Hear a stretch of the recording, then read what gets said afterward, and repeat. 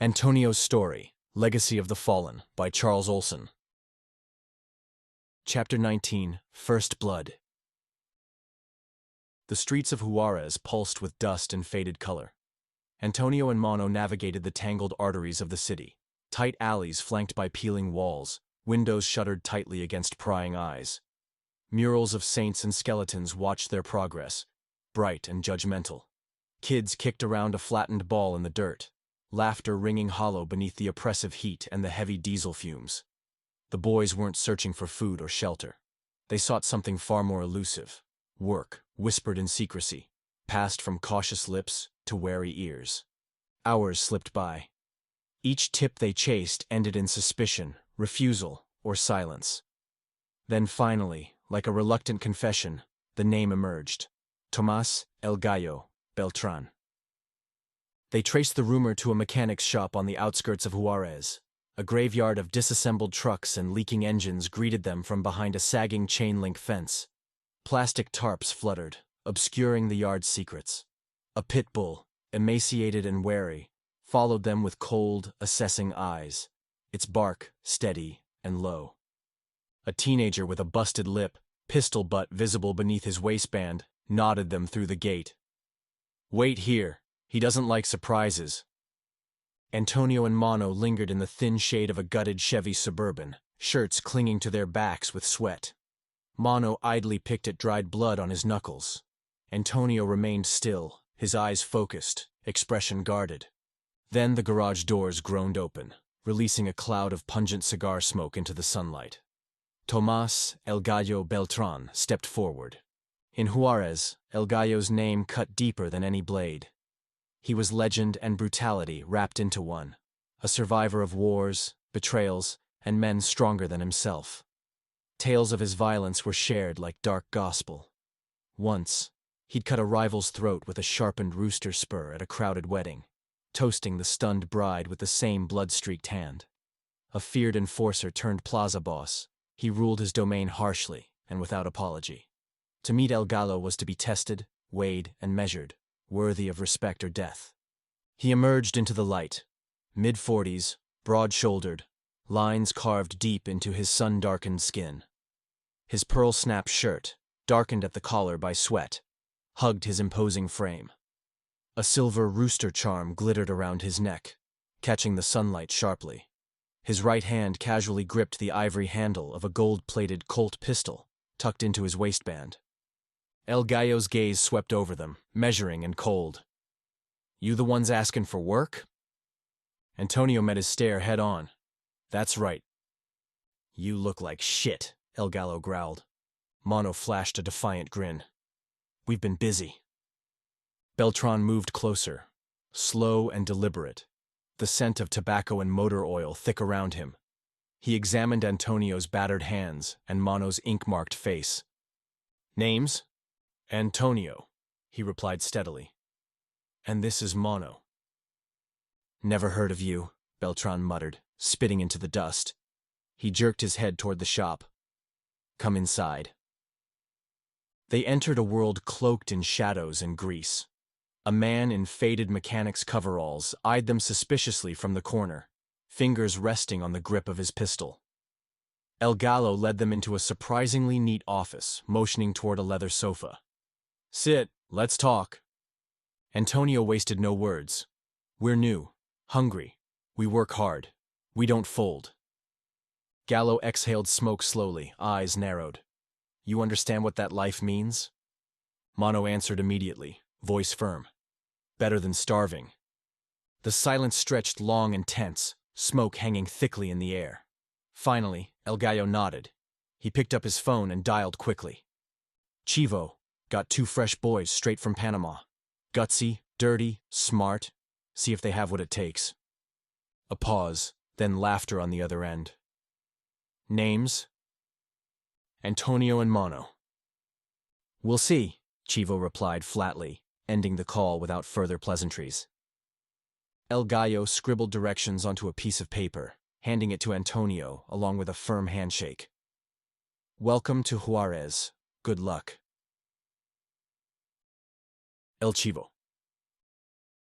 That night, Antonio and Mono walked up a dark back alley and up to a warehouse hidden behind stacks of steel drums and crates. Inside, there were men with rifles, cold lighting, and a gold-chained man behind a desk, flanked by two silent guards. El Chivo, a mid-tier soldier. He looked up as Antonio entered. "Who are you?" he asked. Antonio met his stare. "I'm the future. You just haven't figured it out yet." Chivo grinned. "Well," he said, "we'll see about that." El Chivo leaned forward in his chair, one hand tapping a gold ring against the table. His voice was calm, cold. "There's a shipment waiting at the rail yard, north end, crates. You don't ask what's inside, you just get it. Load it, deliver it." "To where?" Mono asked. "A house on Calle Durango, past the old movie theater." "That's it." Mono raised a brow. Chivo smiled, razor thin. "If it was easy, I wouldn't be asking strangers to do it." He tossed a beat-up van key onto the desk. "Van's 2 blocks down, plates are clean, you've got 2 hours. Antonio caught the key mid-air. Chivo leaned back, folding his arms. "Don't be late." The first job. The van rolled quietly to a stop near the edge of the rail yard, headlights extinguished, engine humming softly. In the distance, hulking silhouettes of freight cars sat like sleeping beasts, rusted, silent, partially consumed by darkness. The perimeter fences leaned inward like broken ribs, weeds thrusting through cracked and forgotten asphalt. Antonio killed the engine. Mono climbed out alongside him, both dressed entirely in black, gloves already on. Antonio slung a small duffel over his shoulder. Inside were a flashlight, extra gloves, and a cheap plastic walkie-talkie provided by one of El Chivo's men. No names, no instructions. Just a single directive. Be fast, be clean. They slipped into the yard like shadows, swift, silent, invisible. Moving carefully between rows of cold steel, the scent of rust and old grease thickened the air. A dog barked sharply somewhere close, then abruptly fell silent. Insects buzzed under shattered floodlights. Antonio scanned each railcar, eyes rapidly checking identification numbers, row after endless row blurring into monotony. Then he spotted it. A dark green freight container marked discreetly with a chalked X. "This is it," Antonio whispered. They climbed swiftly, prying open the heavy door. Inside lay 3 crates, square, heavy, unmarked by cartel logos, devoid of the familiar bricks of cocaine. Instead, obscure serial numbers and stenciled black warnings greeted them ominously. Mono leaned closer, voice low and wary. "This isn't drugs." Antonio glanced sharply around. "Too clean," Mono muttered. "Military, maybe?" "Doesn't matter," Antonio said firmly. "We move them. Fast." Driven by urgency, they dragged and hoisted the heavy crates one by one through the maze of the yard, across crunching gravel and stubborn weeds, avoiding shards of glass and rusted rails. Half an hour later, the crates were loaded, their muscles aching and sweat drenching their clothes. Antonio slammed the van doors shut and froze. Flashlights flickered nearby. Voices shouted urgently in Spanish. Rail yard guards approached, guns drawn. "Go!" Mono hissed sharply. "Go!" Antonio didn't hesitate. He slammed the accelerator, the van roaring forward, wheels kicking gravel as they raced down the narrow service lane.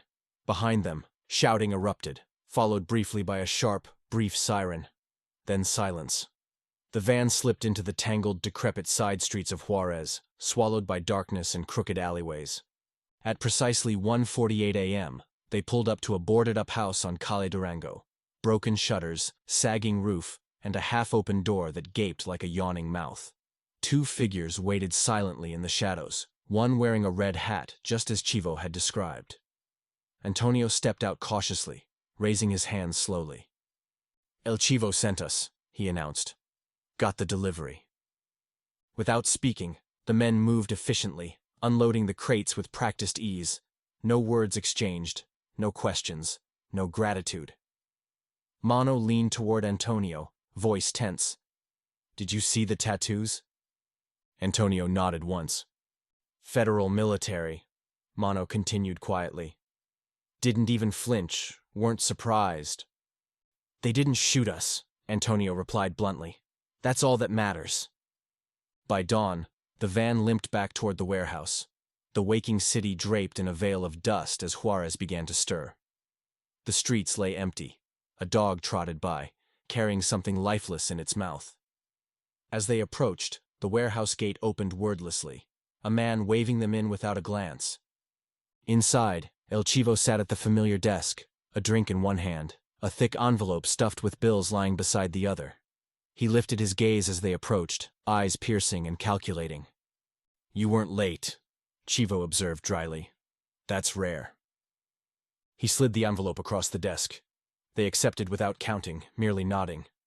Chivo raised his glass slightly, a faint smile tugging at his lips. Next job won't be so easy, he warned quietly. But the money will be better.